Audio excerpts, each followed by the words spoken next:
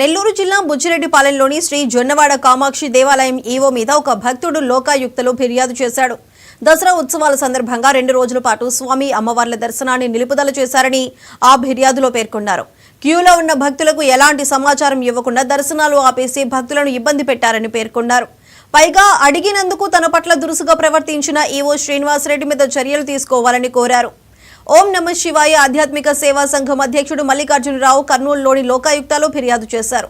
Case వెనక్కి తీసుకోవాలని తనకు ఫోన్లు వస్తున్నాయని, ఈవో శ్రీనివాసరెడ్డితో పాటు మురళి అనే వ్యక్తి నుంచి కూడా ప్రాణహాని ఉందని ఫిర్యాదు చేశారు. నెల్లూరు జిల్లా కోవూరు తాలూకా జొన్నవాడ గ్రామం శ్రీ మల్లికార్జున స్వామి కామాక్షి తాయి దేవస్థానము సంబంధించి లోకాయుక్తని పిటిషన్ వేశాము. ఈరోజు వాయిదా నిమిత్తం కర్నూలుకు వచ్చినాము. నేను దొన్నాడ కామాక్షి తాయి అమ్మవారి గుడిలో మా కుటుంబం మొత్తం వంశపారంపర్య భక్తులము. ప్రస్తుతం ఉన్న ఈవో గారు శ్రీనివాసరెడ్డి గారు మొన్న దసరా బ్రహ్మోత్సవాల టైంలో అతను చట్టానికి విరుద్ధంగా, ఆలయ నిబంధనల విరుద్ధంగా భక్తులను చాలా ఇబ్బంది పెట్టినాడు.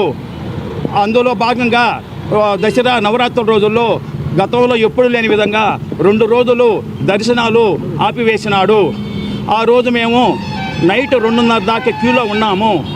క్యూలో ఉన్న తర్వాత మాకు దర్శనాలు చూపించలేదు. అక్కడ పండు అనే అబ్బాయి చేత అభిషేక జలాలు చల్లించినాడు. పూజారులు చల్లాల్సిన అభిషేక జలాలు చల్లించినాడు. ఆ రోజు మాకు దర్శనం చూపించలేదు. ప్రతి సంవత్సరం చూపిస్తున్నారు. దసరా అప్పుడు ఆ 2 రోజులు ముందు చూపించారు, లాస్ట్ చూపించారు దర్శనం. 2 రోజులు మాత్రం ఆపేసినారు.